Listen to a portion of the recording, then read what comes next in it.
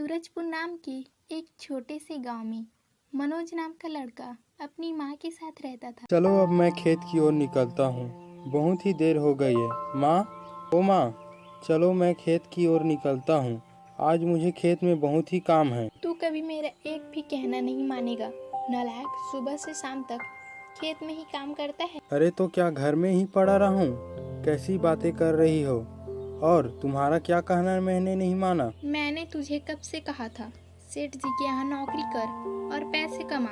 तेरी खेती से तो अच्छा ही है वह कार्य, और ज्यादा पैसे भी तुझे मिलते। और मैंने भी तो तुम्हें कब से कहा था कि मैं अपनी जमीन में ही खेती करूँगा, मुझे कोई सेठ के यहाँ काम नहीं करना है। मेरी बात तो यह लड़का कभी नहीं समझेगा, अपनी ही मानेगा, अपनी ही मनमानी करता है। यह तो मैं तेरी भलाई के लिए कहती हूँ। अरे वाह, क्या बात है। वह ठीक है माँ, हो गया ना तुम्हारा। अब मैं चलता हूँ, मुझे खेत में काम है। इतना कहकर मनोज वहाँ से अपने खेत की ओर चला जाता है और मनोज की माँ को बहुत ही ज्यादा दुख होता है।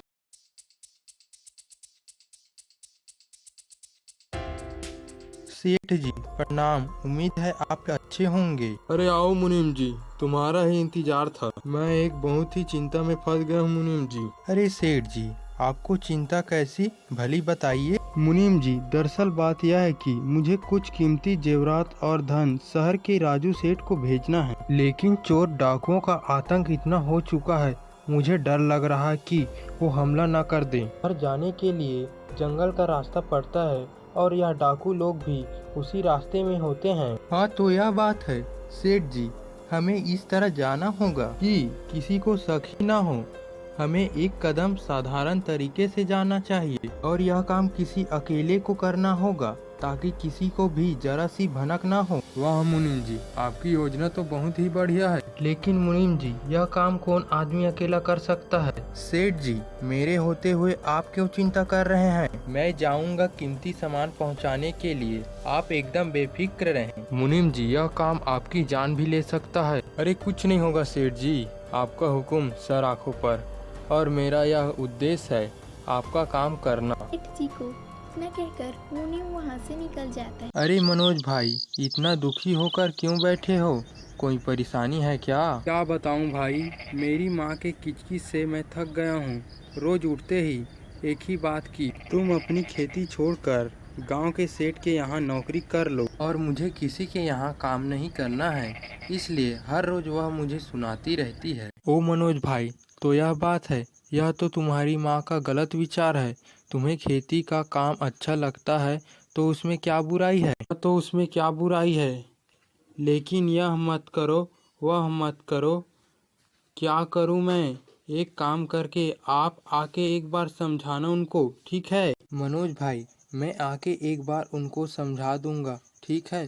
अभी मैं चलता हूँ। अरे वो कालिया, क्या आजकल अच्छी लूट नहीं हो रही है? अरे ये देखो, सूरजपुर गांव से सेठ का मुनीम आ रहा है। डाकू सरदार, आपकी तिजोरी भरने का कल मेरे पास एक बहुत ही अच्छा उपाय है। अरे किशोर मुनीम, बोल बोल, क्या समाचार लाए हो सेठ की हवेली से? क्या चल रहा है? हैं? अरे कल मैं खुद कीमती चीजें लेकर शहर जाने वाला हूँ, इसी रास्ते से। आप तैयार रहना, कल मैं इसी रास्ते से जाऊंगा। बहुत अच्छे किशोर, बहुत अच्छे। मुझे तुमसे यही उम्मीद थी। हम तेरे को वादा करते हैं कि जो चीज हम लुटेंगे उसमें से तुम्हारा हिस्सा जरूर होगा। आपका बहुत बहुत धन्यवाद डाकू सरकार, लेकिन भूल मत जाना, इस रास्ते से ही निकलने वाला हूँ मैं कल सुबह ही। आप तैयार रहना, ठीक है ना? अरे नहीं भूलेंगे किशोर, तुम्हें क्यों फिक्र हो रहा है? ठीक है सरकार, धन्यवाद, मैं चलता हूँ, कल मिलेंगे। डाकू के साथ सौदा करके अपने घर की तरफ रवाना हो जाता है। तभी डाकू अपने आदमी से कहता है, अरे कालिया, यह मुनीम तो बड़ा काम की चीज है रे। हाँ सरदार, यह बड़ी ही काम की चीज है, इसी तरह वो आता जाता रहेगा तो हमारा काम चलता ही रहेगा। सही। अरे माँ, क्या हो गया, फिर से मुंह लटका कर बैठी हो?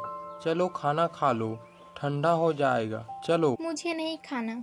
तू कहाँ मेरी कोई बात मानता है? तुझे बस तेरी ही मनमानी चलानी है। अरे तू खेती का काम छोड़ के मोतीलाल सेठ के यहाँ नौकरी कर ले। कितनी बार मैंने तुझे कहा है। माँ तुम फिर से वही बात लेकर शुरू हो गई। मैंने भी तुम्हें कितनी बार कहा है कि मैं सेठ के यहाँ नौकरी नहीं करूँगा। मैं बस अपनी खेती बाड़ी का ही व्यवसाय करूँगा। लेकिन नालायक, तुझे वहाँ काम करने में क्या दिक्कत है? अरे कितना अच्छा पैसा मिल रहा है, तुझे दिक्कत क्या है? देखो माँ, जो मोतीलाल सेठ का मुनीम है ना, वह मुझे जरा भी पसंद नहीं, इसीलिए मुझे वहाँ काम करने ही नहीं जाना है। लेकिन तुझे तो अपने काम से काम रखना है, उस मंत्री से तेरा क्या लेना देना? माँ अरे तुम मेरी बात नहीं समझ रही हो। मैं वहाँ काम करूँगा तो वो मुनीम सेठ जी के पास मेरी कोई न कोई चुगली करेगा और मुझे सही से काम नहीं करने देगा, इसीलिए मैं वहाँ काम करने नहीं जाऊँगा। ने कह दिया सो कह दिया। मनोज की यह बात सुनकर उसकी बूढ़ी अम्मा को बहुत ही ज्यादा दुख होता है। सेठ जी, अब सारी तैयारी हो गई है और समय भी हो गया है निकलने का। अगर आप इजाज़त दें तो मैं अब निकलूं? लेकिन मुनीम जी ध्यान रखना, तुम अकेले ही जा रहे हो ना, वो डाकू चोर बड़े ही खतरनाक हैं। अरे सेठ जी आप बेफिक्र रहें, मुझे कुछ नहीं होगा। अगर हो भी गया तो क्या, आपका कार्य ही मेरा उद्देश्य है, इसीलिए अब मैं चलता हूँ। हाँ हाँ जाइए मुनीम जी, अब तुम निकलो वरना देर हो जाएगी। अरे यह डाकू लोग कहाँ गए, दिखाई नहीं दे रहे, कहीं पर भी हो रहे हैं। चलो आज तो बड़ा हाथ मारूंगा। डाकू सरकार की जय हो। देखिए जी मैं आ गया। अरे क्या किशोर, तुम भी यार, भला कोई इतनी देर लगाते हैं? कब से तुम्हारी हम दोनों राह देख रहे हैं। क्या बताऊं सरदार, सेठ जी को समझाने में इतनी देर लग गई। अरे वो छोड़ो और मुझे कीमती सामान दो जल्दी जल्दी। अरे ऐसे नहीं सरदार, सेठ जी को यकीन भी तो दिलाना पड़ेगा ना कि डाकुओं ने मेरे ऊपर हमला किया है। आप एक काम करो, मेरे शरीर के ऊपर कुछ घाव लगा दो ताकि सेठ जी को यकीन तो हो जाए ना कि मेरे ऊपर डाकुओं ने हमला किया है। वाह रे तेरी हिम्मत और चालाकी को मान गए। ठीक है, हम तुझे ही घाव लगा देते हैं। चतुराई और हिम्मत तो रखनी पड़ती है ना सरदार। चलिए कोई बात नहीं, यह बता दीजिए मैं अपना हिस्सा लेने कब आऊं? तुम एक काम करो, कल रात काली नदी के किनारे आ जाना, तुम्हें तुम्हारा हिस्सा जरूर दे देंगे हम, ठीक है ना? चलो अब तुम जल्दी जाओ। वो तो अब इस किशोर ने यह काम भी शुरू कर दिया, एक नंबर का हरामी है, हरामी कहीं। अरे चाची क्यों उदास बैठी हो, कोई परेशानी है क्या? क्या बताऊं बेटा, बहुत बड़ी परेशानी है, इसीलिए यहाँ पर दुखी होकर बैठी हूँ। मैं जानता हूँ चाची आप क्यों परेशान हो। मुझे कल मनोज ने सारी बात बताई कि माँ मुझसे रूठी हुई रहती है। हाँ देखो ना बेटा, मैंने कितनी बार समझाया कि तू सेठ जी के यहाँ नौकरी कर, तुझे अच्छे पैसे मिलेंगे, पर नहीं, मेरी बात तो मानता ही नहीं। अरे चाची उसे खेती करना अच्छा लगता है तो उसे करने दो ना, तुम्हें क्या तकलीफ है। चलो उससे अब कुछ मत कहना, मैं चलता हूँ। सेठ जी आपका शक सच में बदल गया। ओ मुनीम जी आपका यह हाल उन लोगों ने किया है? हाँ सेठ जी, यह मेरा हाल उन डाकुओं ने ही किया है। मुझे बहुत मारा और मुझे एक फूटी कौड़ी भी नहीं दी, सारा धन लूट कर ले गए। अरे वो तो भगवान का शुक्र मानो कि तुम्हारी जान बच गई, इसीलिए तो मैंने तुम्हें कहा था कि तुम कुछ पहलवान को साथ लेकर जाना। अरे सेठ जी वो बहुत सारे थे और मैं अकेला, अगर पहलवान साथ ले गया होता तो उन्हें भी मार देते।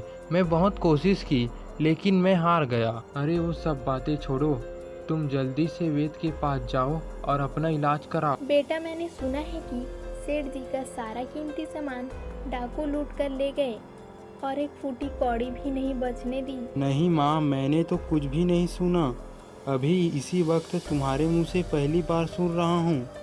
माँ मुझे तो पता नहीं था इस घटना के बारे में। देखा मोतीलाल सेठ के मुनीम कितने ईमानदार हैं, उन्होंने अपनी जान जोखिम में डालकर सेठ जी का सामान पहुंचाने गए थे और तू उसे कितना बुरा भला कह रहा था। अब तो तू जाएगा ना सेठ जी के पास काम करने के लिए? हाँ पक्का मैं जाऊंगा सेठ जी के पास काम करने और सेठ जी का खोया हुआ धन भी वापस लाऊंगा। अरे कालिया, हमारा तो भाग्य ही खुल गया रे इस मुनीम की वजह से।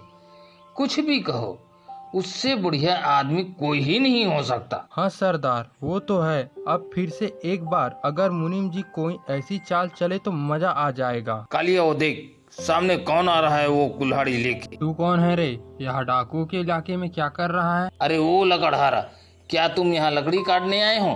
ध्यान रखना तुम भी लकड़ी के साथ पूरी तरह कट ना जाओ।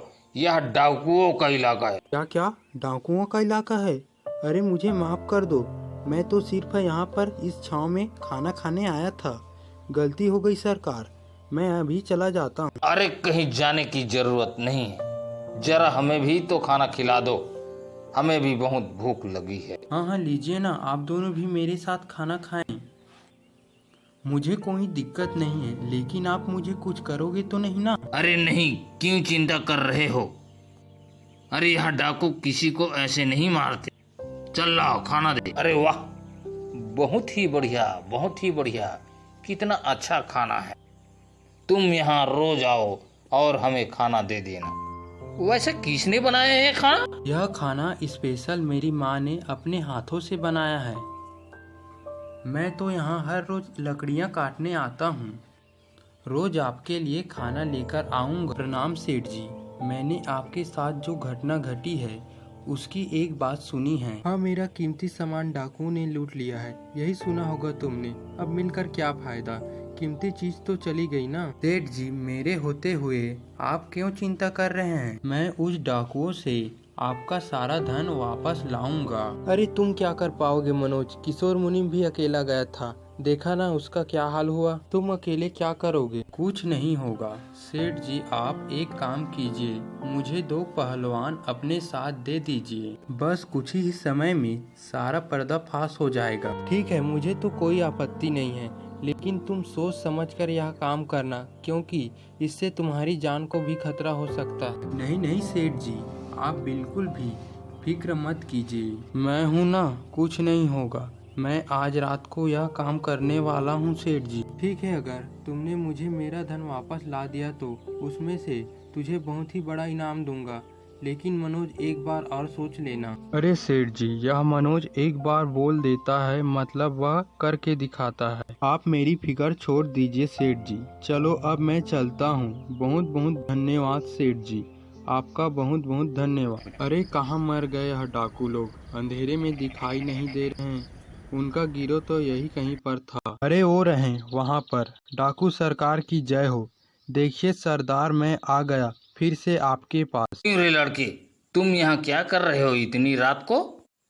कहीं तुम हमारे साथ साजिश तो नहीं कर रहे हो? अरे नहीं नहीं सरदार, कोई साजिश नहीं कर रहा हूँ मैं तो ठहरा गरीब आदमी, मैं क्या साजिश करूँगा। हाँ वो भी है, लेकिन चिरकुट, तुम यहाँ पर इतनी रात को इस भयानक जंगल में डाकुओं के इलाके में क्या कर रहे हो? क्या बताऊं सरदार, मैं तो ठहरा गरीब आदमी, थोड़ी सी पैसों की जरूरत थी तो मैंने सोचा कि जंगल में से लकड़ी काट कर लाता हूं, और मैं आपके लिए गर्मा गर्म मुर्गे का मांस भी ले आया। खाइए ना, बहुत ही स्वादिष्ट है। मैं क्या कह रहा हूँ सरदार, लड़का बहुत ही प्यार से हमारे लिए लाया है तो हमें खा लेना चाहिए। हाँ, मेरी माँ ने बड़े प्यार से आपके लिए भेजा है, ताजा और गरम खाना है, लीजिए ना, वरना ठंडा हो जाएगा। लीजिए, बहुत ही बढ़िया है। वाह छोकरे वाह, क्या खाना बनाती है तुम्हारी माता श्री,